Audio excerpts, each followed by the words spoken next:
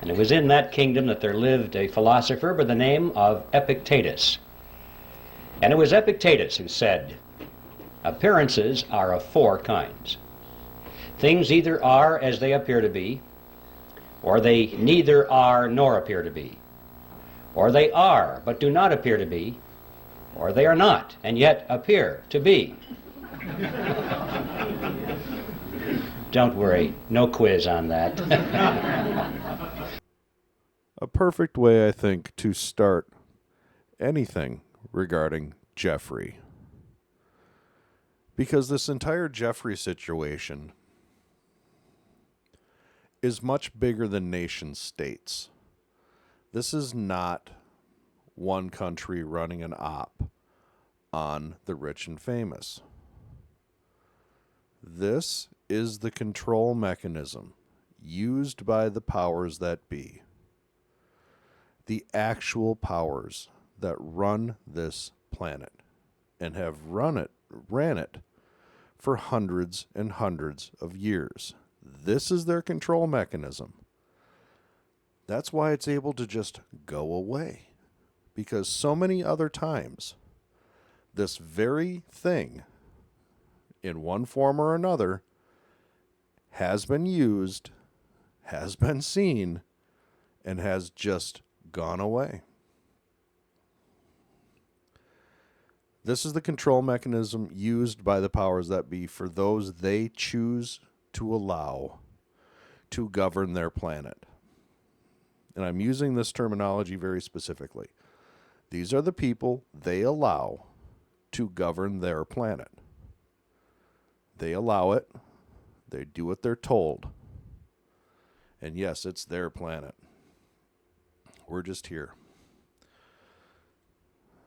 So, who are these people? The ones in charge, the ones who own and run this planet. The ones who can make something like an entire island of alleged impropriety on a scope of which is almost beyond fathom. And just make it go away. Who can make a president who campaigned using these alleged crimes as centerpieces against many of his opponents? How can you have people who's built their reputations on this just say it doesn't exist? Nothing to see here. Please keep moving. You've got to be pretty damn powerful. And you've got to be the ones actually in charge of this planet in order to do something like that. That's why I'm not looking to a single country like Israel or the UK or France or Russia. This is much bigger than that. These are the same people.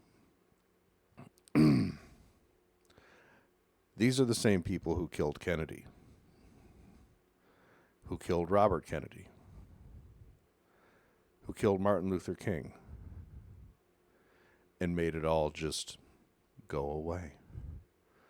These people have been in charge for hundreds of years. These are the people who control the Fed. They created the Fed. These are the people who, in the end, make every scandal you can possibly think that is mind-bogglingly bad or could possibly unearth the actual people. They're the ones who can make it go away.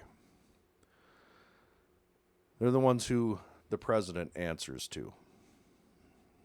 If you read that Truth Social today, he's been told. So who are these people?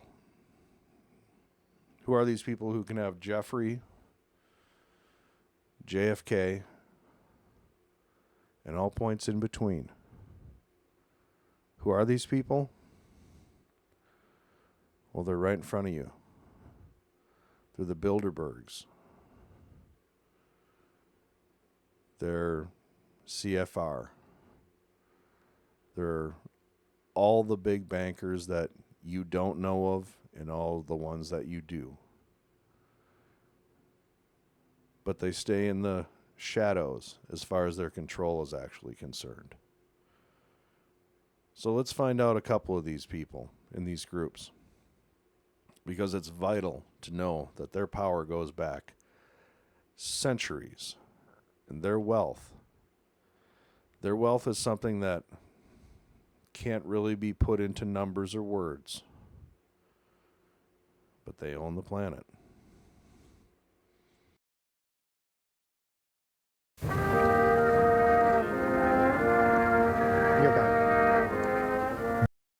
This is Frankfurt, Germany.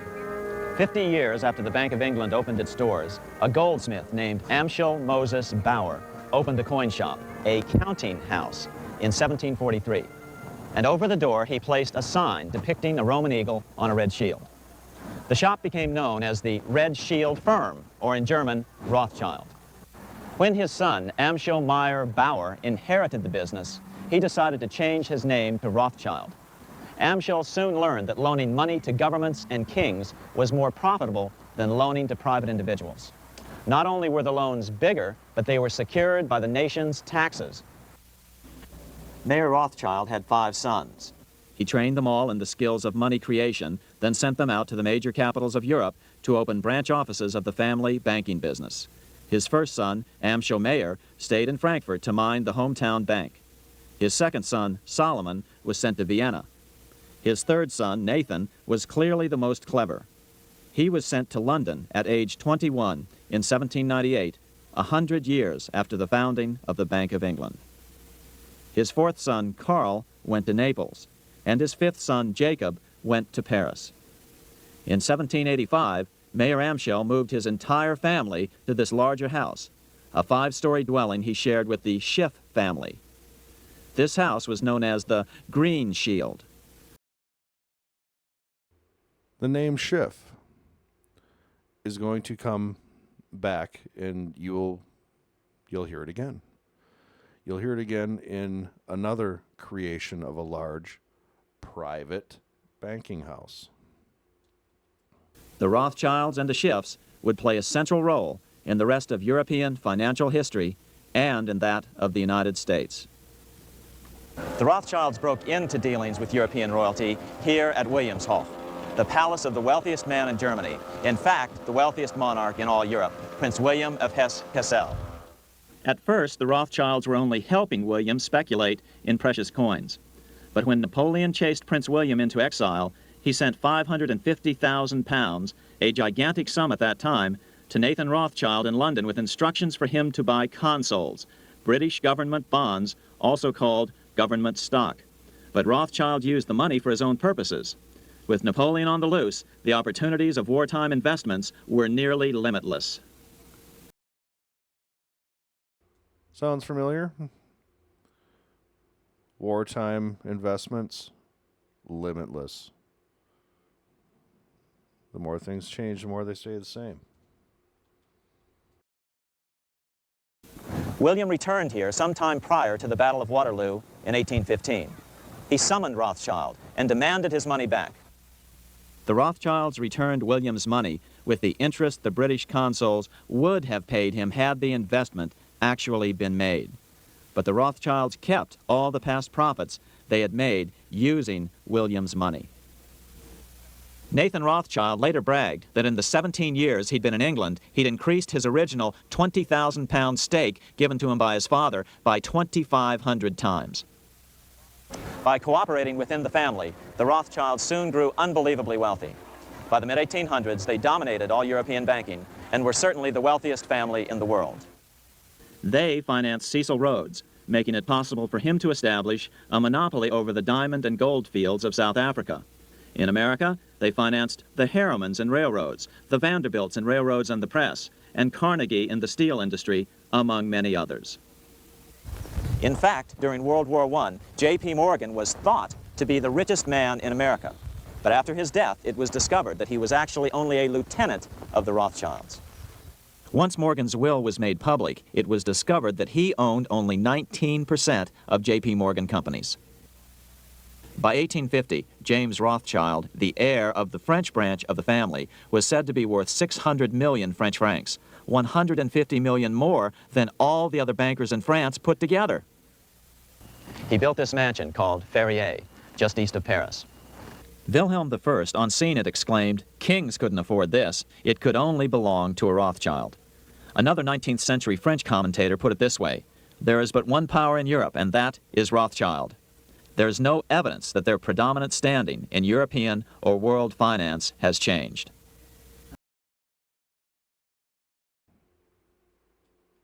The kind of wealth that they had created is not the kind of wealth that just goes away.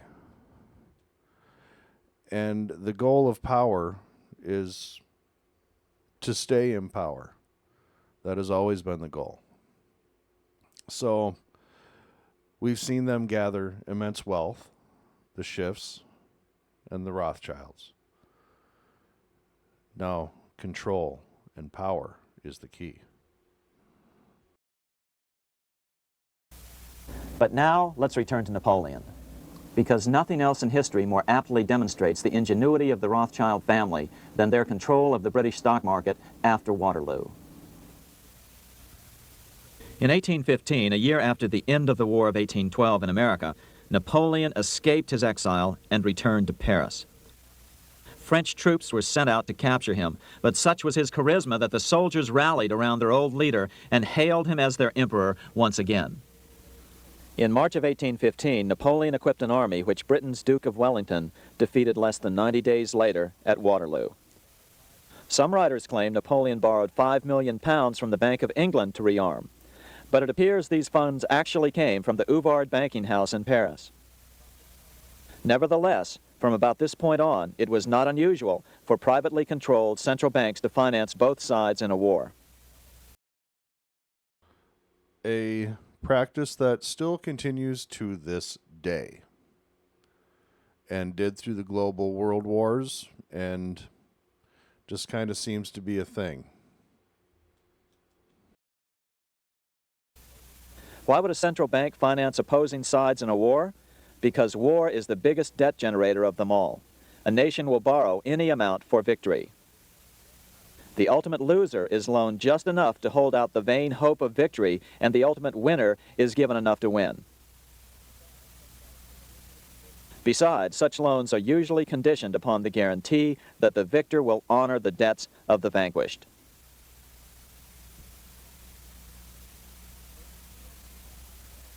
This is the Waterloo battlefield about 200 miles northeast of Paris in what today is Belgium.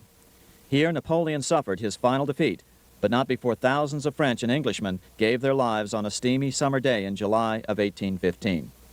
Right over there, on June 18, 1815, 74,000 French troops met 67,000 troops from Britain and other European nations. The outcome was certainly in doubt. In fact, had Napoleon attacked a few hours earlier, he would probably have won the battle. But no matter who won or lost, back in London, Nathan Rothschild planned to use the opportunity to try to seize control over the British stock and bond market and possibly even the Bank of England. What happens now is the stuff of legend. This is literally financial legend. It's incredible. What you're about to hear, if you don't know it, is an incredible story. And if it's true, is astonishing. Wait for this.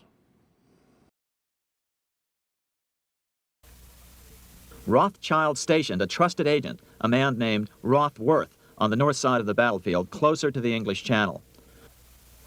Once the battle had been decided, Rothworth took off for the Channel.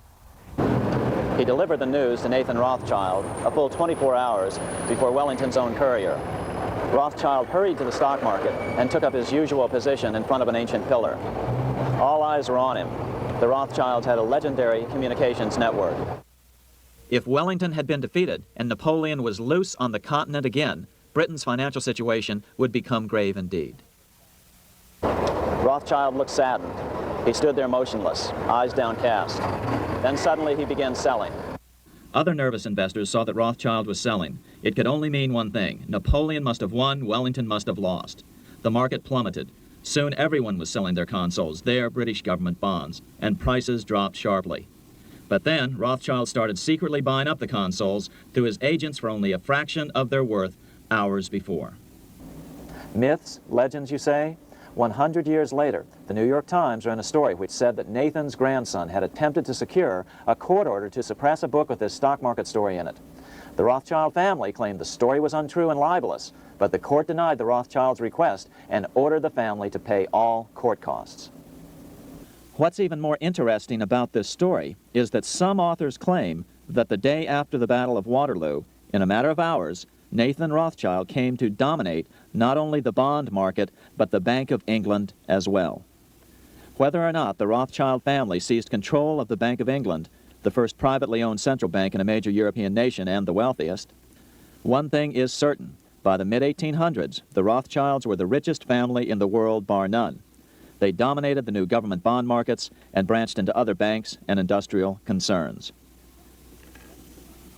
In fact, the rest of the 19th century was known as the Age of the Rothschilds.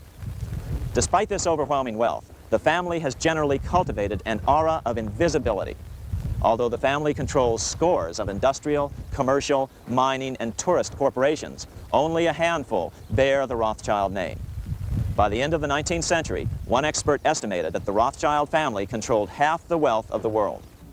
Whatever the extent of their vast wealth, it is reasonable to assume that their percentage of the world's wealth has increased since then. But since the turn of the century, the Rothschilds have cultivated the notion that their power has somehow waned even as their wealth increases. A power that has clearly not waned. A power so powerful that you have letters written to you in the midst of a global war saying that you are the ones to carry forth a message that is essentially the birth of a new nation. Dear Lord Rothschild, I have much pleasure in conveying to you, on behalf of His Majesty's government, the following declaration of sympathy with Jewish Zionist aspirations, which has been submitted to and approved by the Cabinet. Why was it that this letter was sent by the Foreign Secretary to your great-uncle Walter? It's an interesting question because it was primarily a movement from Eastern Europe, but they didn't clarify who was in charge of that movement. And in addition, it was, after all, in Great Britain. So they felt that the Rothschild family should be the one to whom it was addressed. And Walter was Lord Rothschild, and he was a Zionist. And those really are the background reasons. So Walter received the Balfour Declaration, and I have a copy here. And I wonder if I could possibly ask you to read it for us. Yes, indeed. Yeah. I'm going to put on my spectacles to make sure I read it accurately. His Majesty's government view with favour the establishment of Palestine as a national home for the Jewish people, and will use their best endeavours to facilitate the achievement of this object, it being clearly understood that nothing shall be done which may prejudice the civil and religious rights of existing non-Jewish communities in Palestine. Which I think it's fair to say that part, obviously the nation that grew out of this Balfour Declaration has been lacking in many ways in that portion of this declaration. Or the rights and political status enjoyed by Jews in any other country. I should be grateful if you would bring this declaration to the knowledge of the Zionist Federation. Yours, Arthur Balfour. And here it is, the Balfour Declaration. What do you feel when you see it here? I genuinely feel it's one of the most extraordinary moments in the history of the Jewish people. If you think it took 3,000 years to get to this, and then you say, how did this miracle happen? It's the most incredible piece of opportunism I mean, if you think you had an impoverished would-be scientist, Chaim Weizmann, who somehow gets to England, meets a few people, including members of my family, seduces them. He has such great charm and conviction. Interesting choice of words. He gets to Balfour, and he unbelievably persuades Balfour and Lloyd George, the Prime Minister, and most of the ministers, that this idea of the national home for Jews should be allowed to take place. I mean, it's so unlikely. Then he's, starts to fight a difficult battle with the British cabinet, and this letter goes through 5 drafts, as you know. And in the end, it comes out as a rather compromising letter. I mean, the essential point is there for the Jewish community to fasten on to. You have the first bit, which promises a national home rather than the national home, and then you have the bit that nothing that's to be done should in any way harm the Arab community. But you come back to the big point, which is that this is perhaps the greatest event in Jewish life. Dear Lord Rothschild. I think that's worth pointing out, that this is addressed to Lord Rothschild. So we've established that we have over 100 years of Rothschild banking power on the continent and their control and power in the United Kingdom, France, and all over the European continent. So what does that mean in the United States? Let's find out. It all began in November of 1910, when Senator Nelson Aldrich sent his private railroad car to the New Jersey Railroad Station, where there it was in readiness for the arrival of himself and 6 other men who were instructed to come under conditions of great secrecy. For example, they were told to come one at a time, not to be seen together, not to dine together on the night of their departure. If they had arrived at the same time, they were instructed to pretend as though they didn't even know each other. They were to avoid newspaper reporters, because these were well-known men, and had they been spotted by reporters, which often frequented the railroad station, especially had they been seen together, many questions would have been asked. One of the men carried a shotgun in a big black case, so that if he had been asked where he was going, he was prepared to say that he was going on a duck hunting trip. And the interesting thing about that little piece of the history is that this man, we find out later from his biographer, never fired a gun in his life. He even had to borrow that shotgun in order to participate in this deception. Even after they got on board the railroad car, this pattern continued. They were told to use first names only, not to use last names. And 2 of the men adopted code names completely. The reason for that is that they were afraid that the servants on board the train would recognize who they were if they used their last names. And they knew that if word leaked out in that fashion and eventually found its way into the press, the whole purpose of the meeting would have been completely destroyed. So absolute secrecy was essential. Well, the train traveled for 2 nights and a day on a 1,000-mile journey to the south, and when they awoke on the second morning, the car was on the siding, the railroad siding at Brunswick, Georgia. And from there they took the ferry boat across the inland strait to Jekyll Island and to the clubhouse. And for the next 9 days, these men sat around a table and hammered out all the important details of what eventually became the Federal Reserve System. And Jekyll Island is a real place. It's just off the coast of Georgia. G. Edward Griffin says this previously, and he may say it here upcoming. But it's a real place, whereas he's going to note, they pay homage to the creation of the Federal Reserve at these places down on Jekyll Island. It's incredible.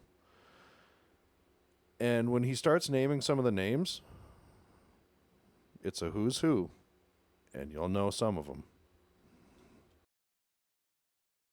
And incidentally, if you visit that clubhouse today, you can walk down to the end of the one corridor there, and on a door is a brass plaque. And it says, "In this room, the Federal Reserve System was created." When they were done, they got back on board the train, back to New York, and disappeared. And for quite a few years after that, these men denied that any such meeting ever took place. It wasn't until after the Federal Reserve was firmly established that only then did they begin to talk openly about it. They wrote books on it. One of them wrote a magazine article, and they gave interviews to newspaper reporters. And so now, many years later, it's possible for us to go to the public record and find in print detailed descriptions of what happened at that meeting. Before this is done, actually, in just a few moments, when he talks about it, I'm going to show you the actual article from the Saturday Evening Post.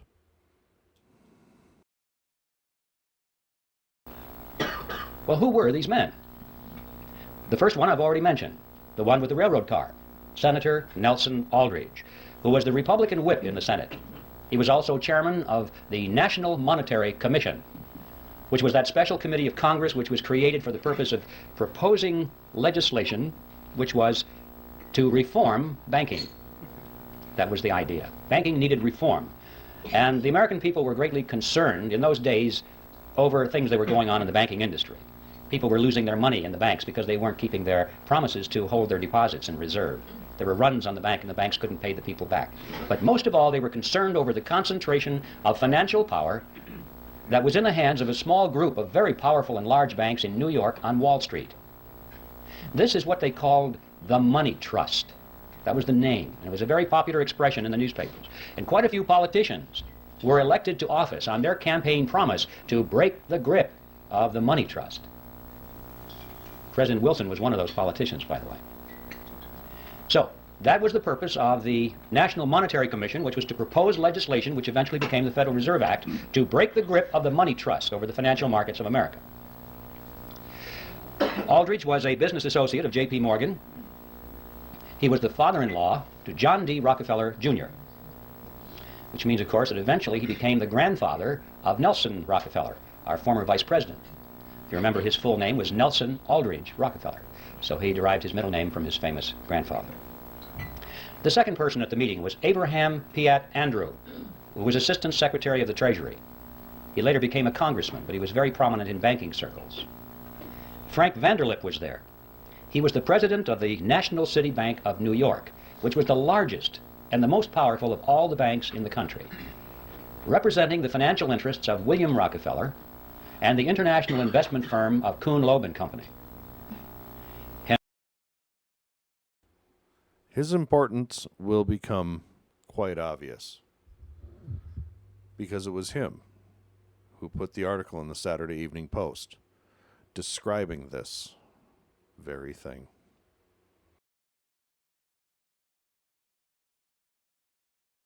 Henry Davison was there.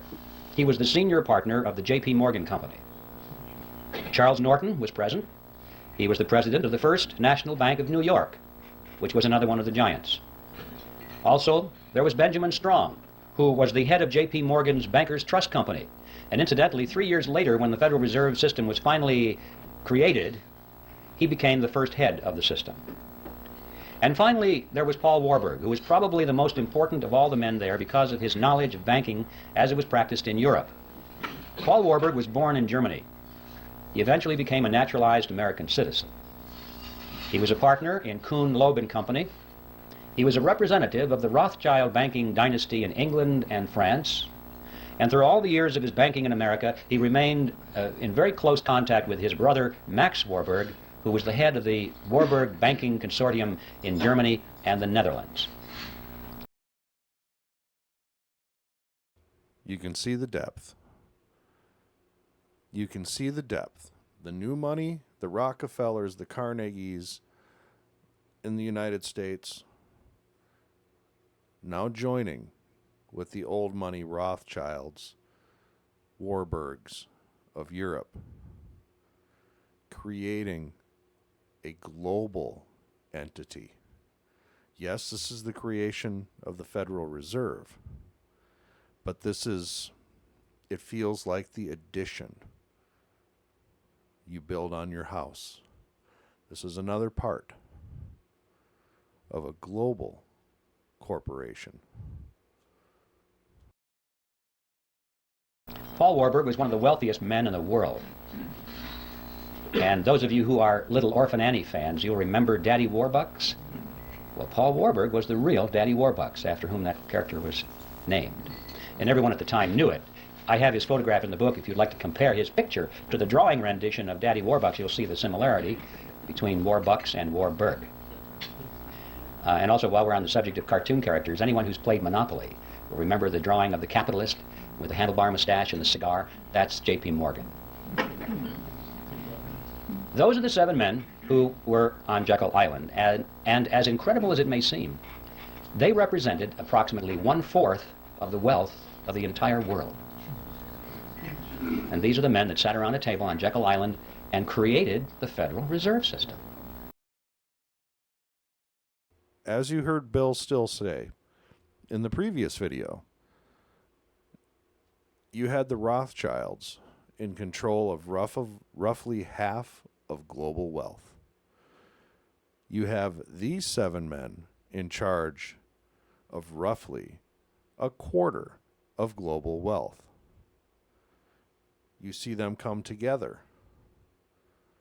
3/4 of the globe's wealth under a couple dozen families. You see the direction here? What's going on here? Should arouse our curiosity a little bit. It didn't just happen. Well, speaking of it just happening, for the skeptics, you're probably wondering, did it really happen that way? Perhaps Griffin is exaggerating this to make a point. Well, yes, it really happened that way, and to illustrate that, we could go to a lot of documentation, but to simplify this, I'd like to just read for you a short excerpt taken from one article written by Frank Vanderlip, who was one of the attendees at that meeting. And this was written in the Saturday Evening Post, and it appeared on February 9, 1935. And this is what Vanderlip said. I do not feel it is any exaggeration to speak of our secret expedition to Jekyll Island as the occasion of the actual conception of what eventually became the Federal Reserve System. We were told to leave our last names behind us. We were told further that we should avoid dining together on the night of our departure. We were instructed to come one at a time, and as unobtrusively as possible, to the railroad terminal on the New Jersey littoral of the Hudson, where Senator Aldrich's private car would be in readiness, attached to the rear end of a train to the south. Once aboard the private car, we began to observe the taboo that had been fixed on last names. We addressed one another as Ben, Paul, Nelson, and Abe. Davison and I adopted even deeper disguises, abandoning our first name. On the theory that we were always right, he became Wilbur and I became Orville, after those 2 aviation pioneers, the Wright brothers. The servants and train crew may have known the identities of 1 or 2 of us, but they did not know all, and it was the names of all printed together that would have made our mysterious journey significant in Washington, in Wall Street, even in London. Discovery, we knew, simply must not happen. Well, why? What's the big deal here? What's wrong with a group of bankers getting together in private and talking about banking or banking legislation? And the answer to that question is provided by Vanderlip himself in the same article. He said, if it were to be exposed publicly that our particular group had got together and written a banking bill, that bill would have no chance whatever of passage by Congress. Why not? Because the purpose of the bill was to break the grip of the money trust. And ladies and gentlemen, it was written by the money trust. It's as simple as that. Had that fact been known from the very beginning, the public would never have accepted it as a means of breaking the grip over the money trust. And we would never have had a Federal Reserve System because the scam would have been exposed from the beginning. This was like having the fox build the hen house and install the security system.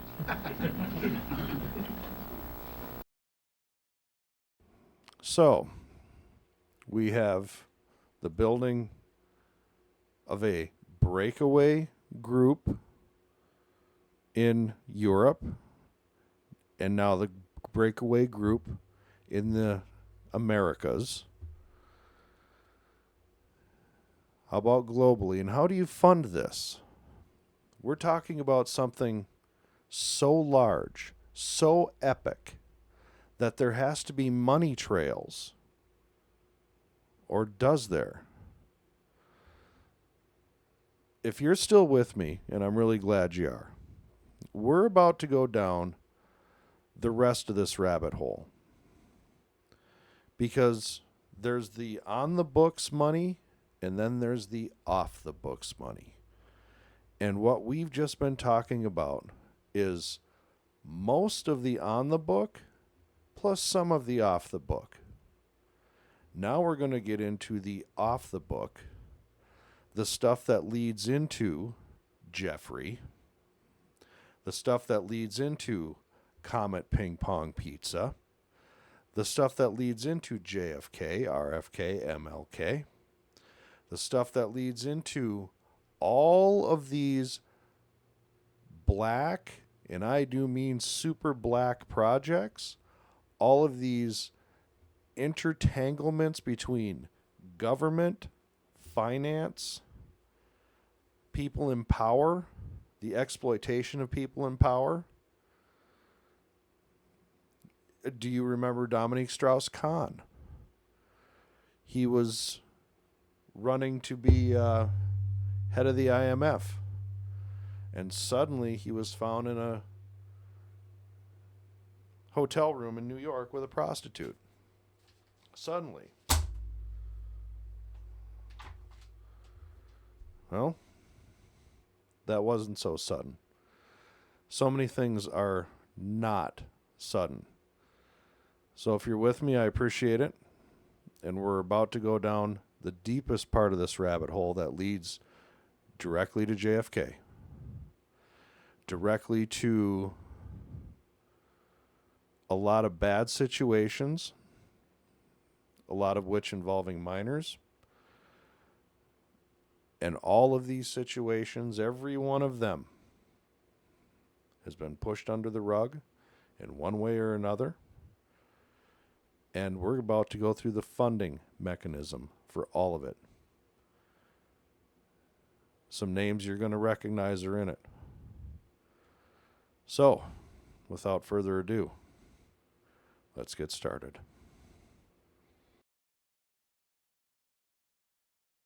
At the third point of the outline, Axis plunder, market manipulation, and fraud. Now, I'm going to be talking about two essential points. Truman in 1947, as I indicated earlier, and this Axis plunder and its relationship to the National Security Act and the hidden system of finance, which are in turn all related to the problem of the UFO and therefore to secret space programs and breakaway civilizations. But I want to draw your attention here for a moment to the second point up here, the formation of the Bilderberg Group and Operation Paperclip. Now, the Bilderbergers, as you know, were founded in 1954. That's when they began meeting. On the Western Anglo-American side, you had, of course, Lawrence and David Rockefeller pushing for the formation of this group. You had, of course, the involvement of the Rothschilds in Great Britain. But on the European side, who do you have? Well, you have Prince Bernhard of the Netherlands. Now, Prince Bernhard is a minor German nobleman, but here's the curveball. Most people don't know that Prince Bernhard was kind of a middle echelon manager for guess who? Interessen, Gemeinschaft, Farbenindustrie, Aktionsgesellschaft, IG Farben. And one of the chief attendees at those early Bilderberg meetings was one Dr. Hermann Josef Abs, at that time CEO of Deutsche Bank. During the war, Dr. Abs was the head of a small handling bank in Berlin. I can never remember the name of it. But this handling bank that he was the head of was the bank that handled all public accounts of the Reich government. In other words, that's the man signing Adolf Hitler's paycheck as Reichskanzler. That would have been crazy. That would have been absolutely nuts. I'd like to see a pay stub. That'd be worth something. Okay? That's the guy. So in other words, it looks to me like what the Bilderberg Group is it's the financial aspect of Operation Paperclip. It is, in other words, the coordinating body that's going to move all of this Axis plunder into the Western system of finance, be kept all off the books, and some of it diverted into covert operations, some of it diverted into black projects, and then some of it funneled back to Europe in the form of American aid. And I like to kid a lot about this observation. But behind both of these men on the European side, there's a fellow by the name, in my opinion, I think he survived the bunker, by the name of Martin Bormann. And when you're making deals with Martin Bormann, you're dealing with Dick Cheney without the warmth and charm.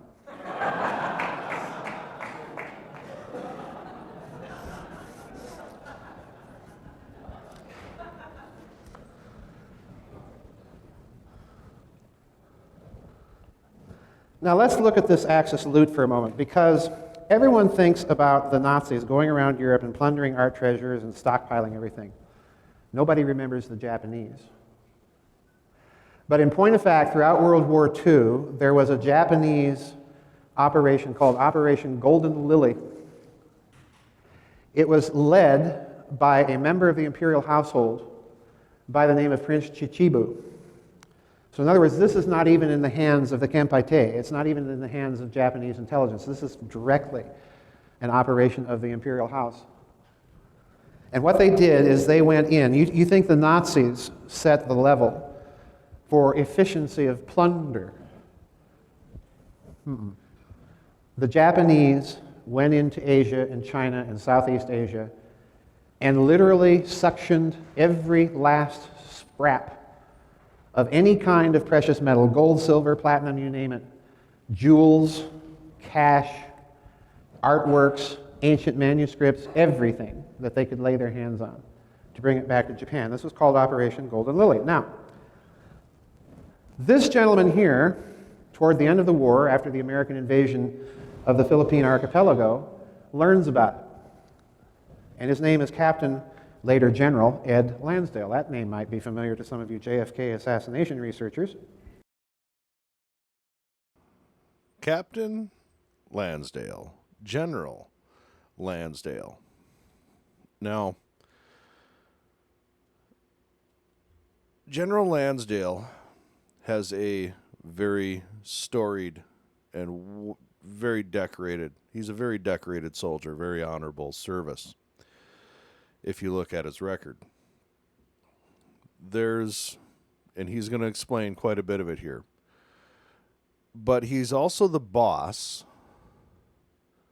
of somebody else. In the movie JFK, there's a very famous scene with a Mr. X. That Mr. X is well known to be Colonel Fletcher Prouty. Let's take just a real quick look. Jim Garrison. Yes? Glad you came.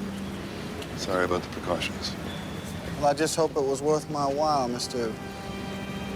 I could give you a false name, but I won't. Just call me X. I've already been warned by the agency, Mr. Whoever, so this is another type of threat. I'm not with the agency, Mr. Garrison. And I assume if you've come this far, what I have to say interests you. But I'm not going to name names and tell you who or what I represent, except to say you're close. But you want to... Closer than you think. Okay? Everything I'm going to tell you is classified top secret. I was a soldier, Mr. Garrison. 2 wars. I was one of those secret guys in the Pentagon that supplies the military hardware, the planes, bullets, rifles, for what we call black operations. Black ops. Assassinations, coup d'etat, rigging elections, propaganda, psych warfare, and so forth. World War II, I was in Romania, Greece, Yugoslavia. I helped evacuate part of the Nazi intelligence apparatus just before the end of the war. And we used those guys in the fight against the communists. In Italy, 48, we stole the elections. France, 49, broke the strikes. Overthrew Carino in the Philippines, Arbenz in Guatemala, Mossadegh in Iran. We were in Vietnam in 54, Indonesia 58, Tibet 59. Got the Dalai Lama out. We were good. Very good. Then we get into the Cuban thing. Not so good. Set up. I don't think need to go too much farther with that. That might actually be a problem right there, but I wanted to show some of the things that Colonel Prouty was known to have done. And this is public information. Now, here's an interview with Colonel Prouty talking about his relationship and specific things that happened with then General Lansdale, who, at the time, was in charge of Special Operations Command. That's why I wanted to bring that to your attention. All those things that Mr. X said were things that were under the direct command of General Lansdale. 2nd, 1963. Colonel Prouty worked in the U.S. military for 23 years, 9 years in the Pentagon from 1955 to 1963.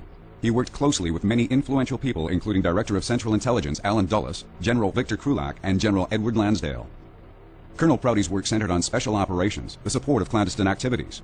While in the Office of the Joint Chiefs of Staff, he worked with the Office of Cover and Deception. He established and was the first head of the focal point office between the Air Force and the CIA, the chief of Team B. Here are observations he made in 1989 regarding photographs taken in Dealey Plaza. The photographic evidence as a total at that time is absolutely amazing.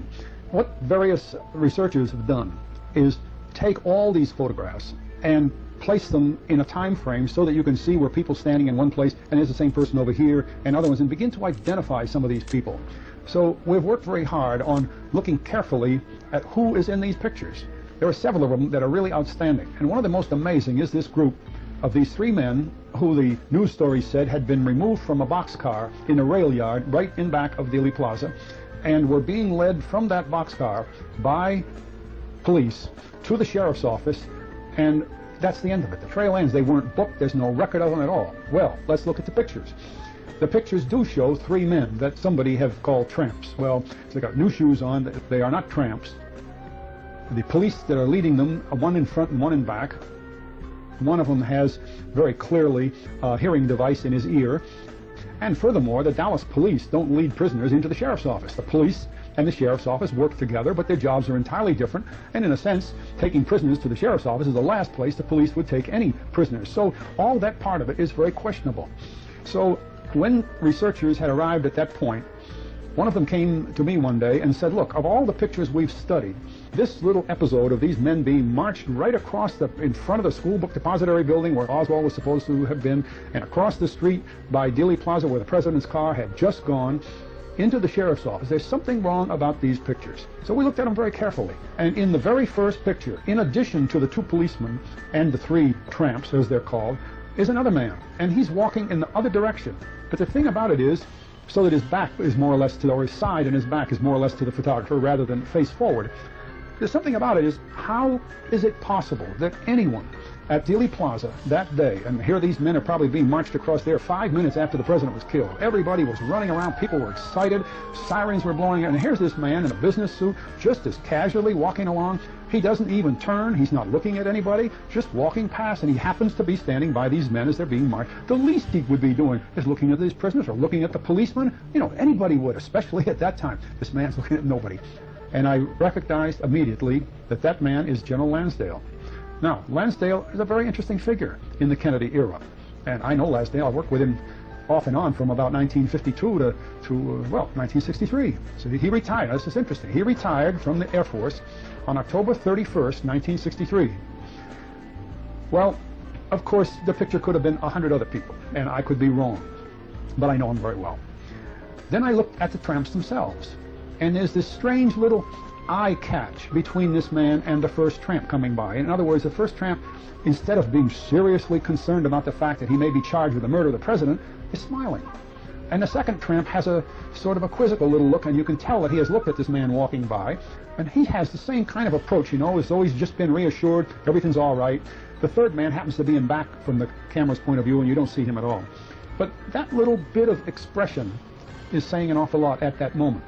The police themselves have expressions that indicate more that as if they were saying to somebody, say, boss, am I doing all right? You know, that kind of thing. In other words, was Lansdale walking down right in front of the school book depository building to sort of reassure some people here, maybe his employees or somebody that's working for him? What's the significance of that? Well, of course, that happened to be my own interpretation. The men who had brought the pictures to me hadn't the slightest idea who it was. And I decided at that moment that what was needed next was a lot of research. So I got some very clear copies of those professional pictures. These pictures were taken by a professional news cameraman. I got clear picture. And I started mailing the picture to acquaintances of mine and acquaintances of Lansdale who knew him without any of my thoughts. I simply would send the picture and say, can you tell me what this looks like to you? This was taken shortly after the death of the president, and I wonder if this picture calls anything to mind to you. You'd be amazed to find that from senior people in the government, such as Lansdale was or such as I was at the time, I got immediate confirmation. That said Lansdale. Well, now, I don't know why he was in Dallas. I can't go into that.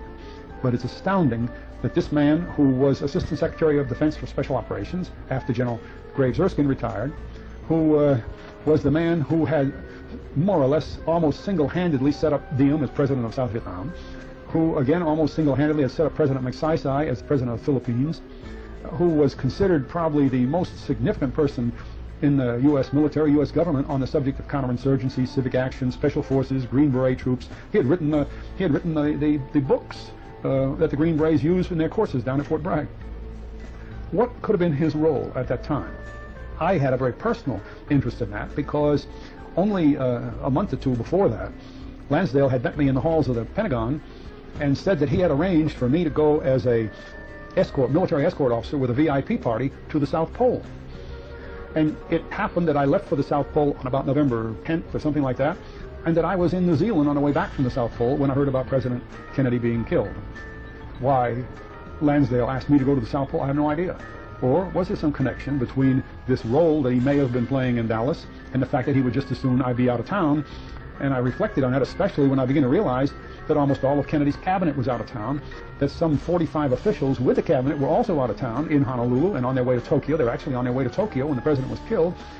And over the years, I have made a study of how many people central to the inner workings of the secret government of this country had been moved out of Washington at that time. It's a very, very interesting subject. I wish I could answer it. I don't know how to answer it. I'm sure the picture is Lansdale. Others are sure it's Lansdale, and I have to leave it there. Colonel Fletcher Prouty and General Victor Krulak both worked with General Edward Lansdale in the Pentagon. Both men identify him being in Dealey Plaza November 22, 1963. General Lansdale specialized in political psychological warfare operations and manipulation of governments. He worked for Allen Dulles, the Director of Central Intelligence. Although his cover story title was Air Force Colonel and later General, he was always working for the CIA. The photo of him reveals deep involvement with certain members of the CIA in the planning, removal, cover story, and cover-up of the assassination of President Kennedy in Dallas on November 22, 1963. Planning and cover story for such manipulation of government personnel was Lansdale's forte. Documents shown here are available at www.prouty.org. I wanted to make sure that everybody had an opportunity to see that the importance of Lansdale, and as we go back to the presentation, his importance starting in the 1940s, and considering what is about to be described, what his importance would be ongoing into the 60s, moving forward.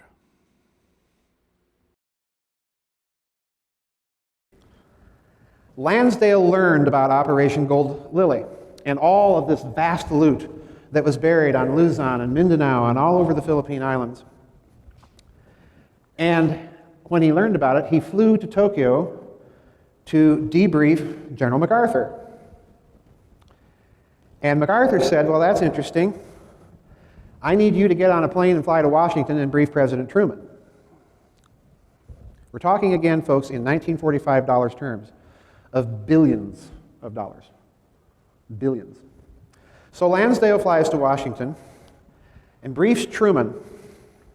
Now please note right at the bottom here, this is the beginning in 1947 not only of a black budget, but please understand me now, something completely separate and totally hidden. Truman, on learning of it, discusses it with his cabinet and, quote, decided to proceed with the recovery, but to keep it a state secret, unquote. Now, folks, at that moment, President Truman put the American intelligence apparatus in the banking business. At that moment. I leave it to you to work out all of the implications of that decision for what's going on right now, both domestically and internationally. And I ask you, make the link now between banking, international finance, and global intelligence. Global intelligence. It's not a far jump to say that what we're witnessing is absolutely the result of international finance, international intelligence. And I'm not even saying of specific nation state here. He is saying a specific nation. I am not. Because I think, as he's about to point out, this is global. Global. Some of the things that he's about to go into could only happen if you were in charge of more than just nations and states.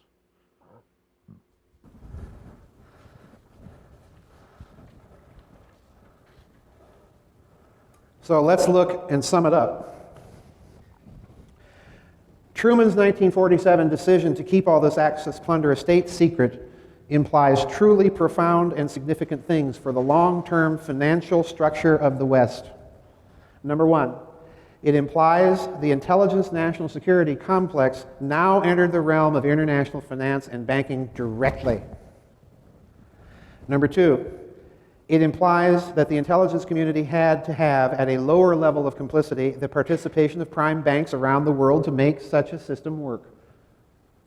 What I've just told you is that they are participants in a system ultimately involving fraud. Thirdly, it implies the further complex interface of the American intelligence national security oligarchy. After all, we're not going to be able to recover all that Axis loot without them telling us where it is. And they're going to drive, trust me, a hard bargain.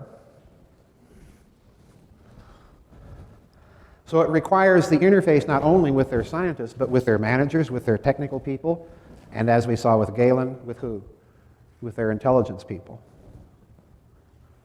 To the point that we keep that intelligence network intact.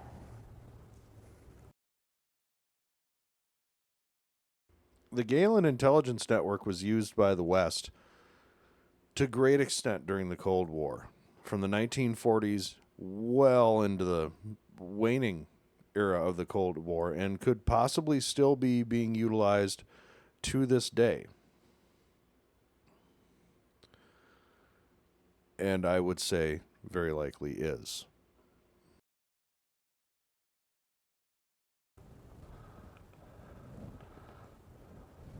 The fourth thing it implies is the creation of a vast secret mechanism of finance, totally unaccountable to the public and their institutions of government, and increasing the dominant financial concern of the American federal government. I would say more than just the American federal government, as you see international banking wealth grow exponentially. International banking wealth, not just American banking wealth, international banking wealth, exponentially. Fifthly, it implies the creation of a vast secret mechanism of finance capable of the manipulation of markets, for example, the bullion markets. And finally, points 6 and 7. It rationalizes almost perfectly why there is such widespread numerical discrepancies in the various estimates of the amounts of various types of bullion actually in existence, allowing you to manipulate those markets. And 7, it rationalizes a hidden reason for the formation of the Bilderberg Group between the Rockefeller interests representing the new financial intelligence complex and Prince Bernhard, former manager of IG Farben Industry, and the consistent presence of Dr. Hermann Josef Ops, CEO of Deutsche Bank, at an early stage of the Bilderberg meetings, which becomes the mechanism for coordinating the movement of European Axis plunder directly and secretly into Western banks. So, let's go to Japan by way of Nazi Germany. So we've just seen the multi-step creation of the financial mechanisms for this new global order, using intelligence arms as its muscle globally. Again, don't think nation state. Think something more along the lines of, I hate this analogy, more like Spectre, more like an octopus, tentacles. There is a central group.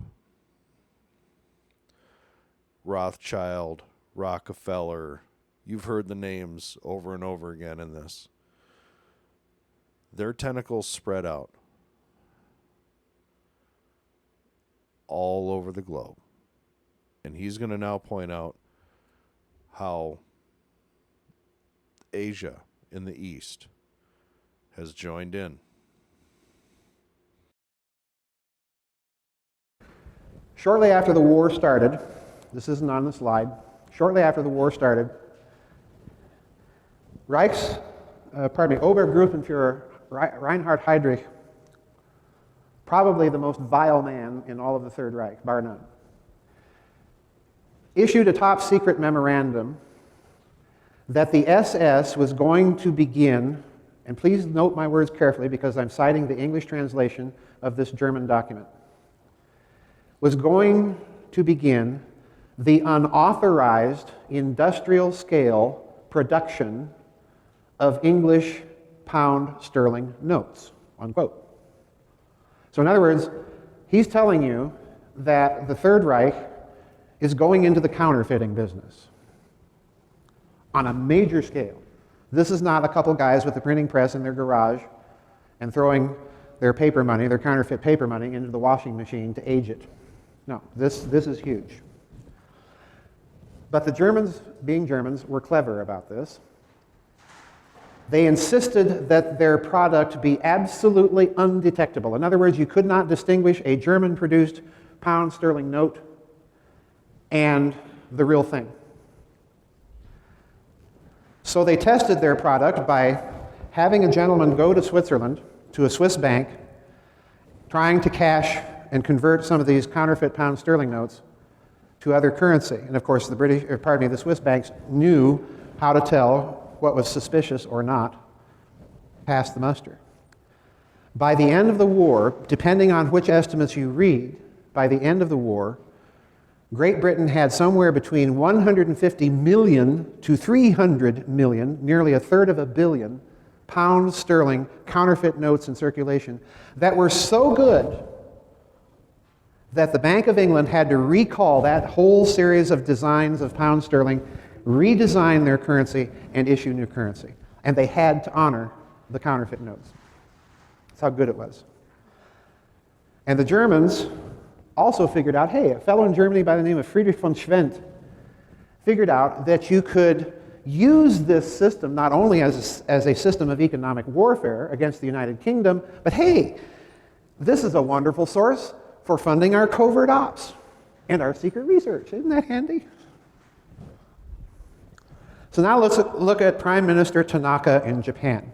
Of course, you all know that Japan, since the end of World War II, has been basically a satrapy of the United States. Now, Prime Minister Tanaka was faced with Japanese bonds that were coming to maturity, and he didn't have the money in the finance ministry, so what he decided to do is he's going to issue new bonds to the bondholders. I'll swap the paper. And these are very clever bonds. Pay attention to this one. If you don't think governments indulge in fraud on a massive scale in their own securities, this is essential to my argument. At the time, this is the world's second largest economy. So this again is from Covert Wars, Breakaway Civilizations. I'm citing Sterling and Peggy Seagrave, Gold Warriors, pages 127 and 128. I've got to read this to you. Not only were these IOUs, these new bonds, they're called 57 bonds, for astronomical sums of money, but physically, the 57s were unlike, pay attention here, folks, unlike anything previously issued by the government of Japan. They were not offered to the public at large, nor were they to be traded on the international bond market like normal government bonds. So only the holders actually saw them. The magic of this scheme is that by their very difference, it was possible for the finance minister later to declare all 57s were forgeries. Only certain ones were selectively and very secretly renegotiated, here it comes, at a discount. Those who paid for their original government bonds and were then forced to exchange them for 57s were thus swindled twice. So in other words, they're even robbing from the super rich. Robbing from the super rich. Now, think of what's happening right now with Jeffrey. Robbing from the super rich. Keeping the super rich in control. A group above those people. Keeping them in control via this mechanism. And I'm about to also show you that this mechanism has been used time and time again. These bonds were for astronomical sums of money. They were sold on a market that was completely separate and hidden from the normal bond market. So look what that implies.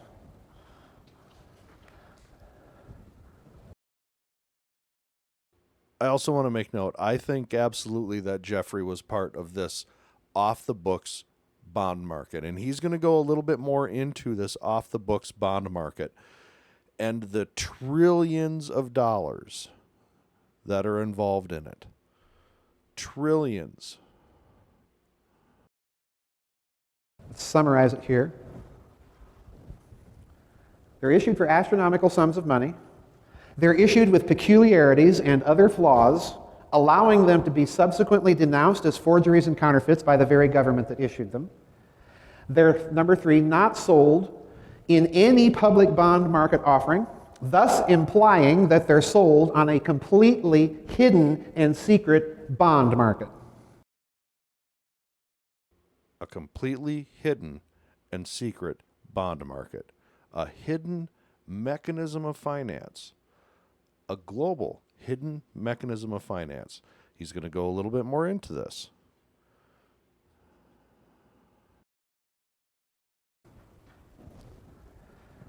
Four, the issuance of such bonds implies by the nature of the case the necessary participation of some prime banks in the scheme. And fifth, and the link between those prime banks and this off-the-book banking, I believe, is where the nose of the iceberg starts to come above the water. fifthly, the creation of such a scheme, the issuance of such bonds, means that a mechanism is being created here to defraud or harvest the wealth of the very rich and super rich. So, with this in mind, let's look at the bearer bond scandals that dropped right off the radar screens of the major media almost as soon as they were reported. Now, I want you to look at one of these fake bonds up here. What do you see? Well, first of all, it's for $1 billion. It's got a serial number, AP11 071035, AP11. It's issued AP11, Apollo 11.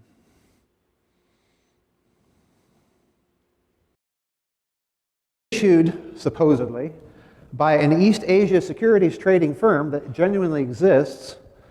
This is a red seal designed to kind of imitate the red treasury seal of a United States note called Money World. It's got the picture of the president on the obverse who said, hey, let's go to the moon.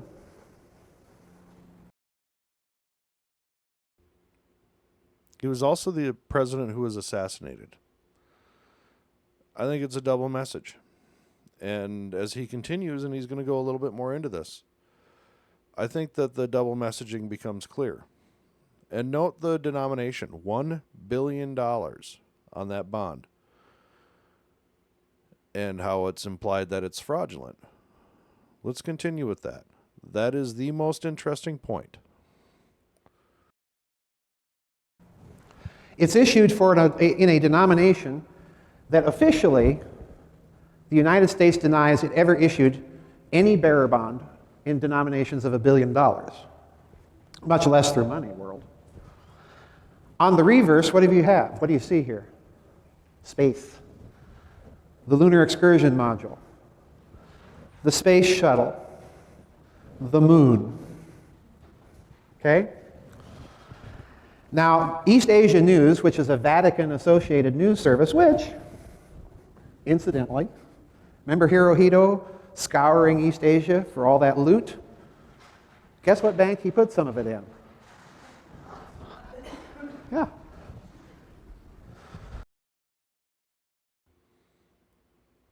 Some of that scoured loot was in Money World. Money World. And to the victors go the spoils. East Asia News, which has a Vatican connection, reported on the Italian bearer bond scandal that occurred in Italy in 2009 near Chiasso, where they recovered $134.5 billion of counterfeit bonds. The story wouldn't go away, and 2 weeks later, President Obama, at a news conference, had to state, well, these were all counterfeit. Oh, but incidentally, what he didn't say was that this was exactly the amount of money in the Troubled Asset Relief Fund.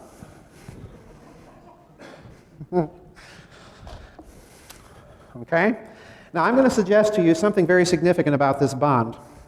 Let's assume it is fake, but that Money World, which trades in sovereign securities, incidentally, in East Asia, big trading firm, that Money World is sending a message. What's the message?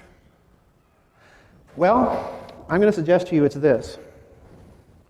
If you're going to set up a hidden system of finance using fraud and counterfeiting and Axis loot and a bunch of other stuff, an entire finance system started hundreds of years ago that is now in place to launder hundreds and hundreds of billions of dollars, trillions of dollars worth of gold, jewels, paintings, art, valuables. That's already in place. You own all the means that make this happen. All the intelligence agencies are all answerable to the people that you own, so you can't think nation state here. Think bigger than that. And that leads to your asset who keeps these people in control and doing what you want.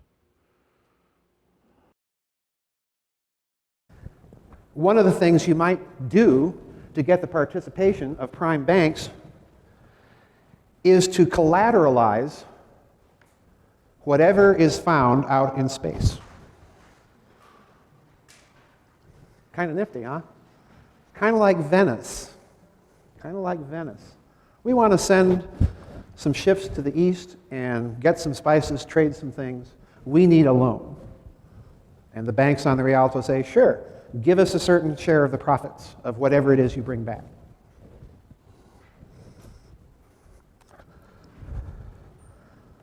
Could this be why they're talking about asteroid mining all of a sudden?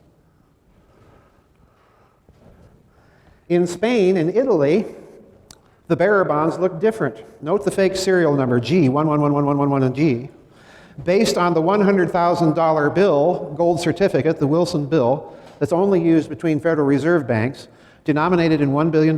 These are what they look like in the Spanish recovery with their little coupons down here. In Spain, in 2009, $1.65 trillion worth of these these gold-backed bearer bonds denominated in $1 billion each were seized by Spanish financial police in Spain. And in Italy, that amount was $6 trillion. Who has that kind of pocket change? People who have access to ill-gotten gold, loot, to a lot of wealth that needs to stay off the books. That's the type of people who have that.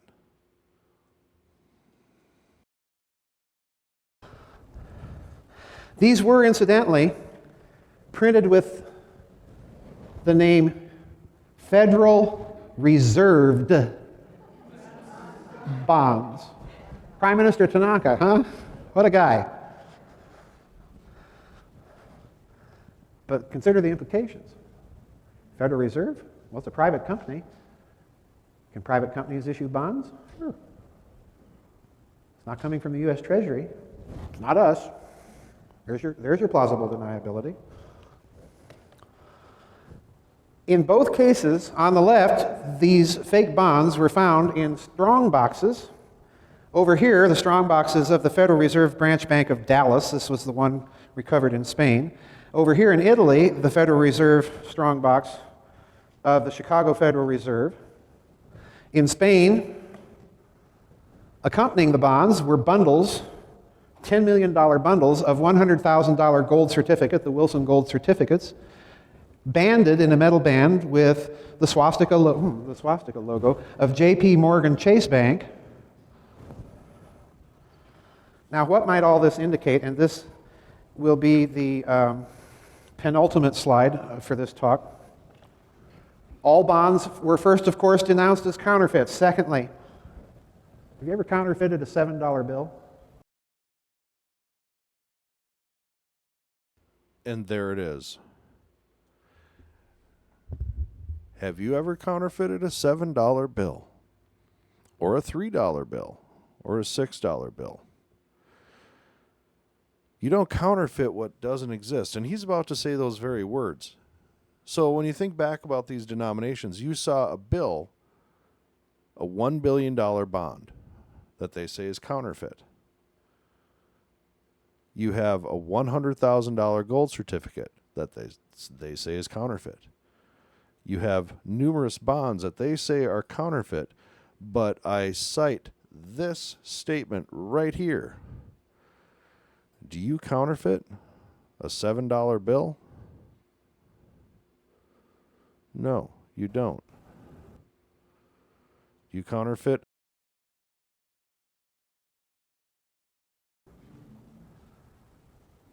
Counterfeiters don't go to all the expense to counterfeit things that don't exist.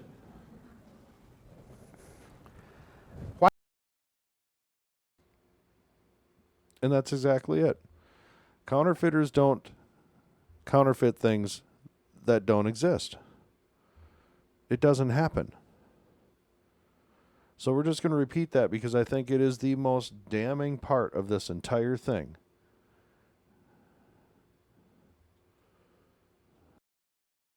As counterfeits. Secondly, have you ever counterfeited a $7 bill? Counterfeiters don't go to all the expense to counterfeit things that don't exist. Why would counterfeiters produce something that don't exist and then counterfeit the strong boxes? And then run the same scam over and over again in spite of the lack of success in redeeming any of these bonds, even at extremely sharp discount. Still a lot of money.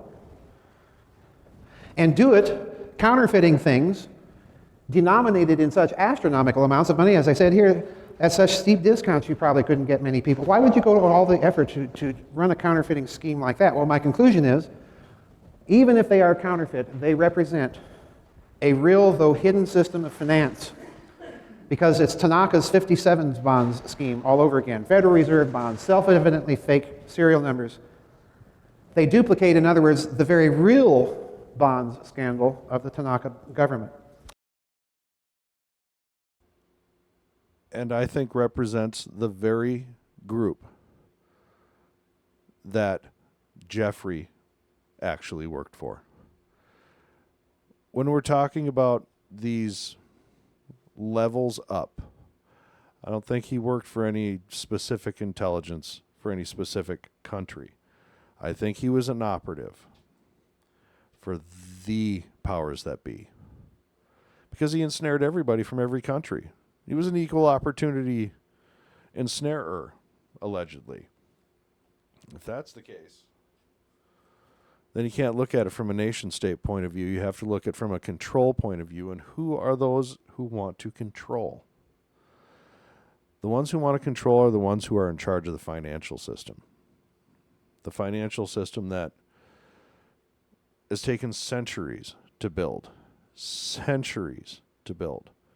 And is in control of just a few families, as I've proven here. These are the families, I think, who are in charge. They are the ones who tell somebody like Donald Trump to just forget about this.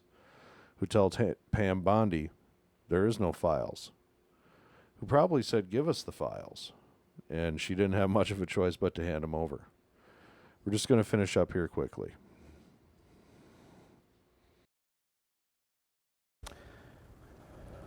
So, final slide. Hello, there we are. What does all of this possibly indicate? Well, number one, we know that there's a post-war hidden system of finance established by President Truman in 1947 as a state secret, utilizing captured and recovered Axis loot.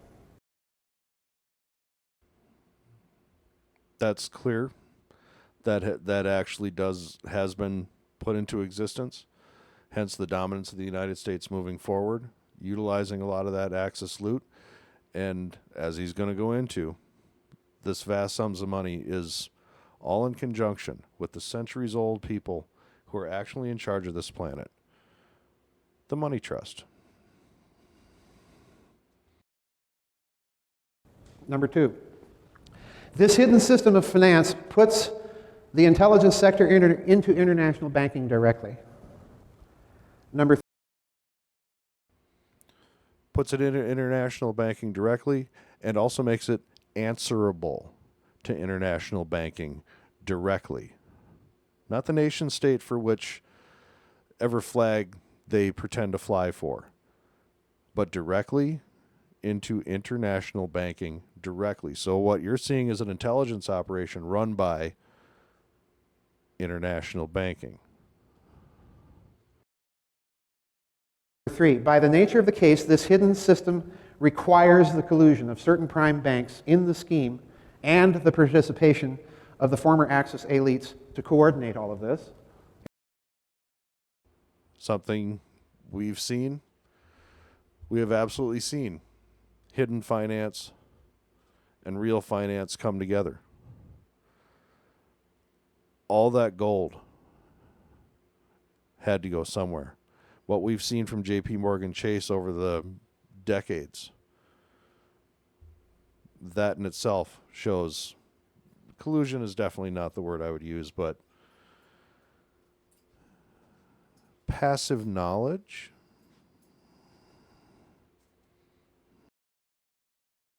Interesting, we left the imperial family in power in Japan. Fourthly, the vast sums of money represented by the bearer bond scandals in the trillions of dollars far exceeds any funding requirements for merely covert operations in the post-war period. Given the nature of that threefold strategic threat confronting the post-war national security establishment, I almost said Nazi, Freudian slip there, folks, and given that the unvouchered funds were used to develop the earliest space technologies in the form of the spy satellite, every indication leads me to conclude that most of this hidden system was probably for the express purpose of funding a long-term secret technological development designed to emulate UFO performance. And you saw that with Michael Schratt and Mark McCandlish's presentations this morning. Now, that is his supposition of what it's used for. I'm not going there. That this is strictly to build the foundation of a secret above every nation group that is in control. Financially has been for centuries in control. They are the powers that be. They're the ones who run this planet. That's 75% of the wealth between the Rothschilds, the Federal Reserve, 75%. The other 25% that's on the books is pretty much under their control as well. And this is the off the books, which is where I think Jeffrey is, where I think it's almost proven that people like Jeffrey thrive. You've got to have these people in order to maintain control over the people that have been chosen to govern their planet.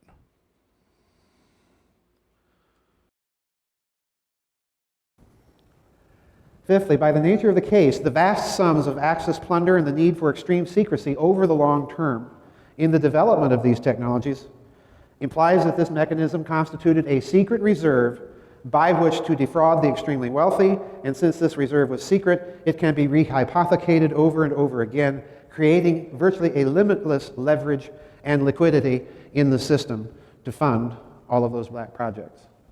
And sixthly, by the nature of the case, we are looking, in my opinion, at a part, not all of, but certainly a part of the financing mechanism for a vast and secret space program. Consider, trillions of dollars just in 2009.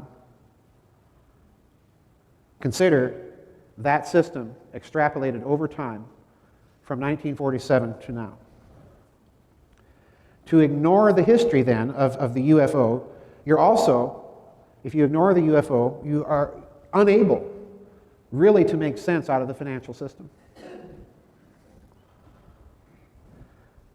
This mechanism is put into place to deal with it. And therefore, to ignore it, to borrow the phrase and insight of Secretary Fitz, this constitutes a gaping material omission, not only in the historiography of the period, but in the understanding of the nature of the current financial system. And that's it. And that's obviously what he makes his case on, is that it's the UFO that is the gaping hole in the finance system. Let me pause what I was going to show. Now, what Jeffrey does is a method of control that has been utilized for centuries. And it has shown itself from time to time. Back in the 1980s, not a lot of people remember this. I certainly do. There was a scandal involving the White House. A call boy service scandal. A prostitution ring that involved a lot of very prominent people, but just kind of went nowhere. And there was a story out there called The Story That Didn't Go Bang. And it was about how this never really got a lot of traction, but there were a lot of key people involved. Power brokers, drugs, sex, blackmail. And this was all at the time during the George H.W. Bush administration. This involved clients' late night tours of the White House. The scandal just kind of went away. If you remember it, well, I congratulate you, because not a lot of people do. There's also another one that we use very much along the exact same lines. This is called Conspiracy of Silence, the Franklin Scandal.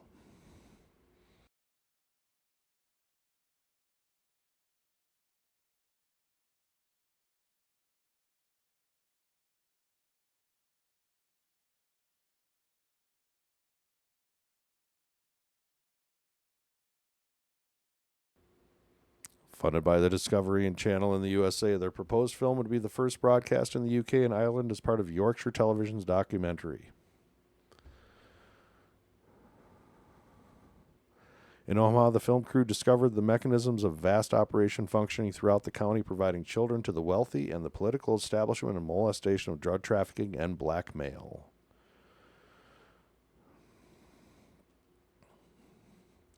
A year later, in 1994, the documentary Conspiracy of Silence was to air in the UK, but during the final editing, with first broadcast approaching, the Discovery Channel inexplicably withdrew support and reimbursed Yorkshire Television the $500,000 it cost to make. To this day, the documentary remains unaired.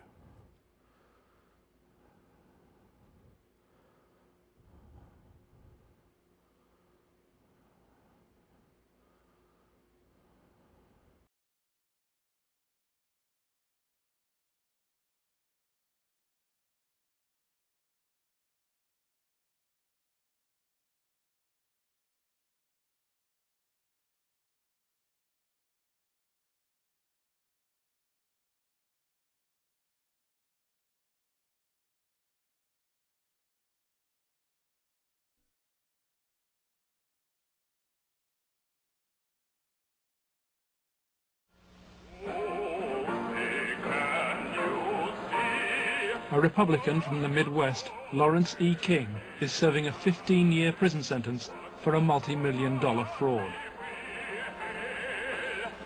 But financial crime is only half the story. This is the true story of Lawrence King. It is the story of an evil at the heart of America, of a cover-up at the highest level.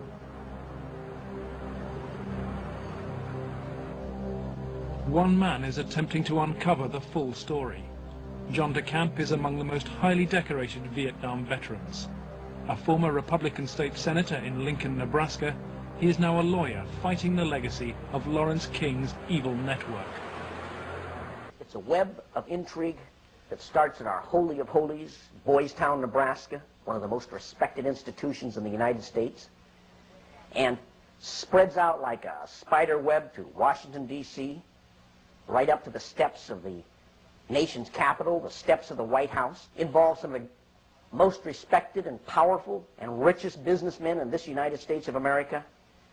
And the centerpiece of the entire web is the use of children for sex and drug dealing and drug couriers, the compromising of politicians, the compromising of businessmen, but worst of all, the corruption of key institutions of government that have the duty and responsibility to make sure these things never happen.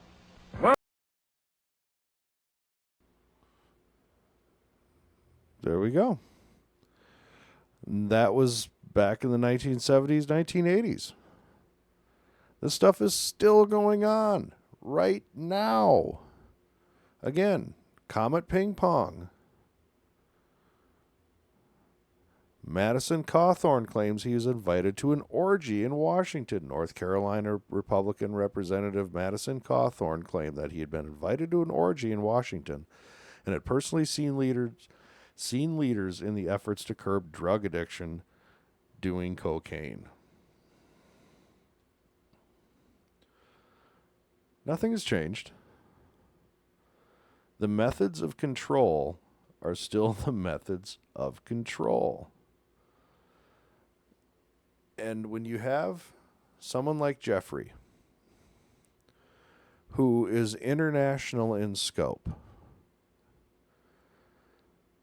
using a control mechanism against every single nationality you can possibly think of, you have to think that he's doing something for somebody other than a single nation. And that would be the people who are actually in charge. And I hope I've made the case that these people are the actual powers that be. The people who run the world. I'm not accusing them of being involved. They probably aren't. They're using Jeffrey and Franklin and congressional orgies and prostitution rings and access loot and midnight meetings to solidify their control. So, we've come to the end of this. And I just wanted to bring to everyone's attention The fact that this is far beyond a nationality. We're not dealing with Israeli Mossad here. We're dealing with the people in charge of Israeli Mossad. We're dealing with the people in charge of Israel. We're dealing with people in charge of the United States. We're dealing with the people in charge of Donald Trump. The people in charge of the UK. The people in charge of their prime minister. France. You name it. We're talking about those people. And that's who Jeffrey worked for. And that's how come this case can literally be just gone away with. This is how come you can look into a TV camera and say, move on. Because nothing will ever happen. Like nothing ever really happened with Franklin case. We still have a Fed. That congressman, he never recanted. We know it happened. The prostitution ring at the White House, nothing ever happened. The congressional gay prostitution ring that Barney Frank was involved, nothing happened. These are the methods of control by people above nation states.